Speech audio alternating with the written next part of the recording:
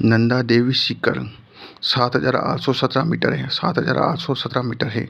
Gangotri first है 6,617 metre, Gangotri first 6,672 metre, 6,672 metre. Gangotri second 6,590 metre, 6,500 metre 90 metre. Gangotri third 6,577 metre. Kedarnath 6,940, 6,940, 6,940। Kedarnath 6,940। Badrinath याद रखना यार 7,138, 7,138।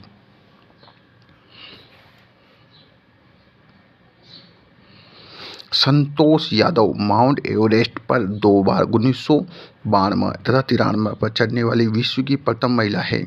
जो कांगसू की तरफ से माउंट एवरेस्ट पर सफलतापूर्वक चढ़ने वाली संतोष यादव माउंट एवरेस्ट पर चढ़ने वाली 1992 93 पर चढ़ने वाली विश्व की प्रथम महिला है। संतोष मार्ग सामने जो उपयुक्त का विवरण इस प्रकार है कि ढक्कन ट्रैप की उत्पत्ति तो क्रिएटेशन काल, मतलब ढक्कन तो एकदम क्रिएट हो गया, टूट गया क्रिएटेशन काल के अंतिम चरण में। पश्चिम घाट की उत्पत्ति सोनोजोइक में। पश्चिम घाट की उत्पत्ति कौन सा है? सोनोजोइक तथा उत्तर न्यूटन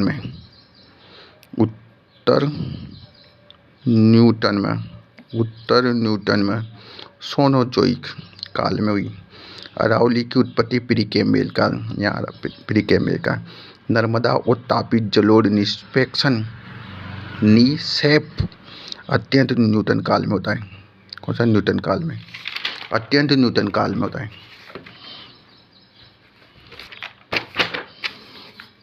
हिमाचल और उत्तराखंड हिमालय में स्थित कुछ महत्वपूर्ण दून। चंडीगढ़ कालका दून, नालागढ़ दून। अब जबकि नालागढ़ दून सभी दूनों में सबसे बड़ा है, अपन को देखना है। चंडीगढ़ कालका का दून, नालागढ़ का दून, देहरादून, हरिके दून, कोटा दून आदि शामिल है। इनमें से देहरादून सबसे बड़ी घाटी है। सबसे बड़ी घाटी कौन सी इसमें? जब सबसे बड़ी घाटी कौन सी बता रही है? नालागढ़। चंडी काला का दून, नालागढ़ का दून, देहरादून, हरिके दून, कोटा दून, चंडीगढ़ का काला का दून, नालागढ़ का दून, देहरादून, हरिके दून, कोटा दून आदि शामिल है। देहरादून सबसे बड़ी घाटी है देहरादून, जिसकी लंबाई 35 से 45 किलोमीटर तथा चौड़ाई 2225 किलोमीटर है। बृहद हिमालय की घाटी भोमटिया प्रजाति के लोग रहते हैं। कुछ भोमटिया प्रजाति के लोग रहते हैं। ये खाना बदोश लोग हैं जो गर्मी ऋतु में बुग्याल तथा ऊंचाई पर स्थित घास के मैदान में चले जाते हैं।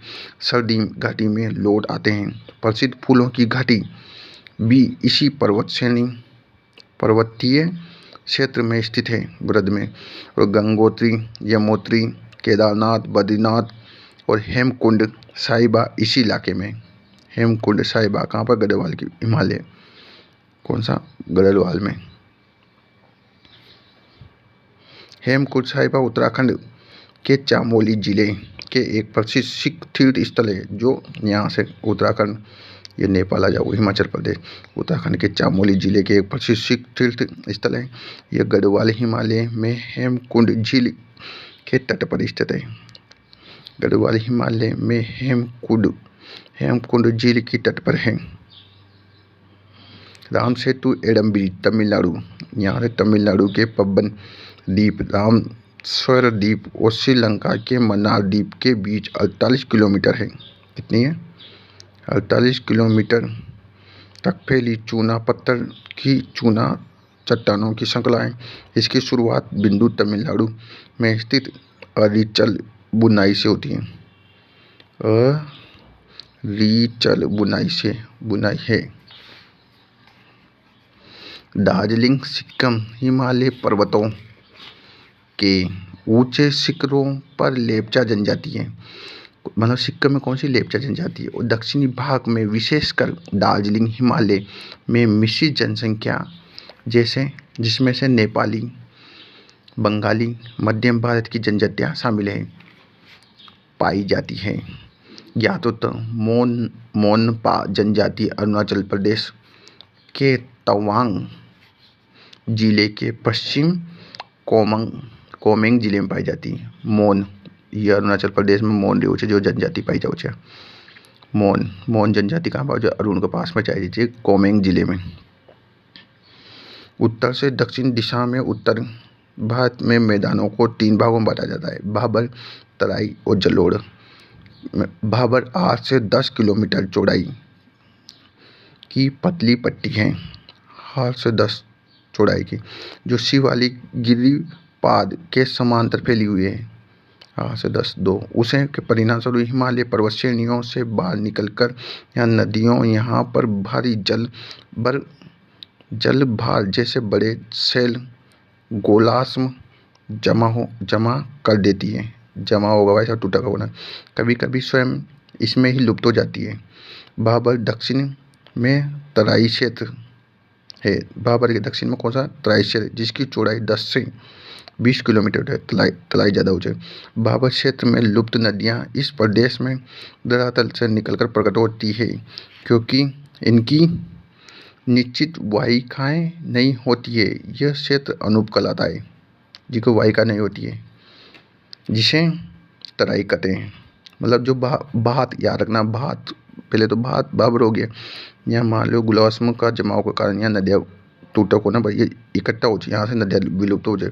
फिर तराई में आ गई जो 10 से 20 किलोमीटर तक फैली हुई रहती है और धरातल से निकल प्रकट होती नदियाँ, क्योंकि इसमें निश्चित वाहिका नहीं होती है और यह क्षेत्र अनूप कहलाता है। अनूप कहलाता है ये कौन सा? तराई वाला। मोलेसिस बेसिन आल्प्स के उत्तर में स्थित एक फोरलैंड बेसिन है।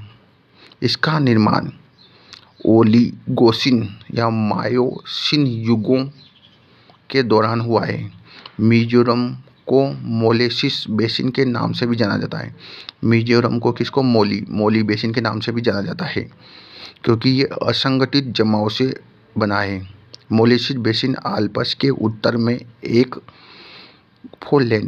फोरलैंड बेसिन है। इसका निर्माण ओलिगो बेसिन तथा मायोसिन युगों के दौरान हुआ है। मिजोरम को मोलेसिस बेसिन के नाम से जाना जाता है, क्योंकि ये एक असंगठित जमाव से बना है। शांत घाटी या मौन घाटी, साइलेंट वैली, राष्ट्रीय वन केरल के कलक्कड़ या पालघाट जिले में स्थित है।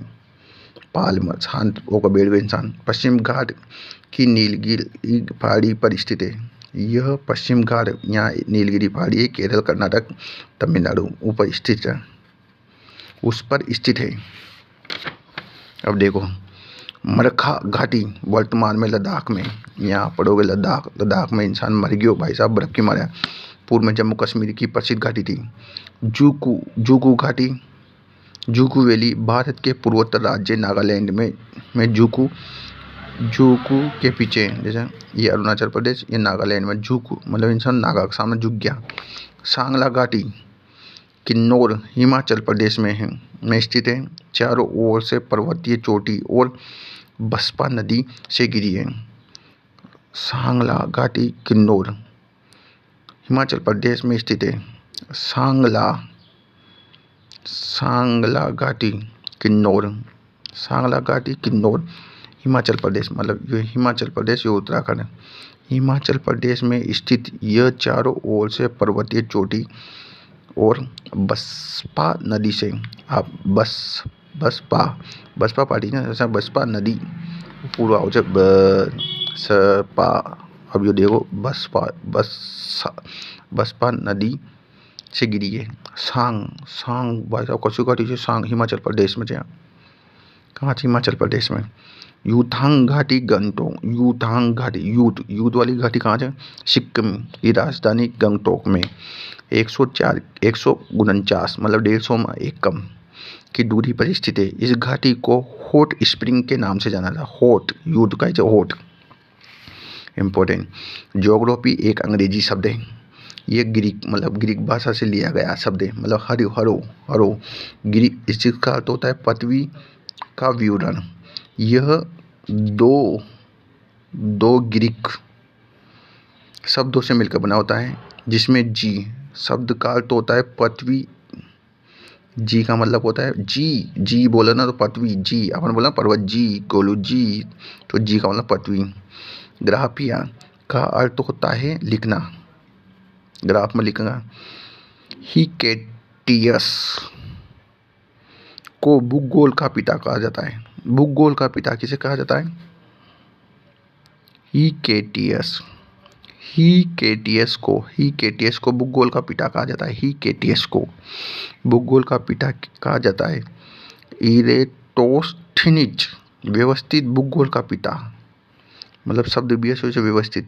इरेटोस्थनीज व्यवस्थित भूगोल का पिता के नाम से जाना जाता है। भूगोल के लिए ज्योग्राफी का शब्द का उपयोग इरेटोस्थनीज ने किया। भूगोल के लिए ज्योग्राफिक शब्द का उपयोग किस व्यक्ति ने किया? इरेटोस्थनीज, मतलब टोस्का वाला इंसान ने करियो, ऐसा सोचो।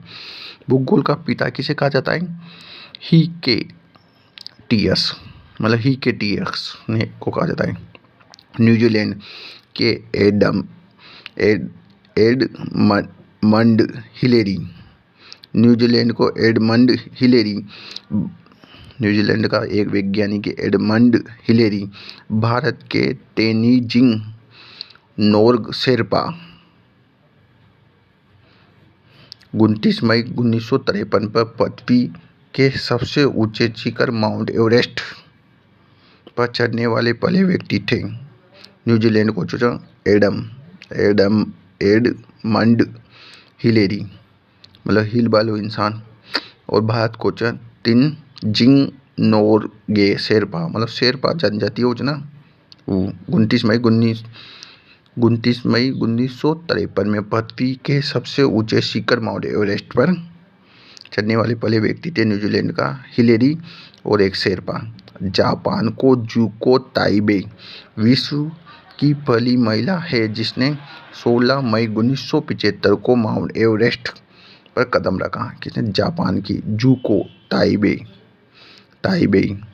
बछेंद्री पाल भारत की पहली महिला है जिसने 23 मई 1984 को माउंट एवरेस्ट पर पहला कदम लिया। बछेंद्री पाल कहाँ चल गई? 23 मई 1984 में माउंट एवरेस्ट पर। शिवालिक शब्द की उत्पत्ति देहरादून के नजदीक शिवावालेला में पाए जाने वाले भूगर्भीय रचना से हुई है। किसी समय इंपीरियल सर्व का मुख्यालय स्थित था, जो बाद में स्थायी रूप से देहरादून में स्थापित हुआ है। मिनिकॉय सबसे बड़ा द्वीप जिसका क्षेत्रफल 453 वर्ग किलोमीटर है। मिनिकॉय का सबसे बड़ा द्वीप जो जिसका क्षेत्रफल 453 वर्ग किलोमीटर है, जो पूरा द्वीप 10 डिग्री चैनल द्वारा दो भागों में बट जाता है। उत्तर में अमीनो द्वीप, दक्षिण में से कनानोरे द्वीप। उत्तर में अमीनो द्वीप, दक्षिण में कनानोरो द्वीप। प्रायद्वीप भारत अनेक पठारों से मिलकर बना होता है। प्रायद्वीप भारत जिसमें हजारीबाग का पठार, पालयू का पठार, रांची का पठार, मालवा का पठार, कोयम्बटूर का पठार, कर्नाटक का पठार। प्रायद्वीपीय पठार भारत में अनेक पठारों से मिलकर बना होता है जिसमें हजारीबाग, दूसरा पालायू पठार, रांची पठार, मालवा पठार और कोयम्बटूर का पठार, कर्नाटक का पठार। हजारीबाग का पठार, पालायू का पठार और रांची का पठार, मालवा का पठार और कोयम्बटूर का पठार, कर्नाटक का पठार।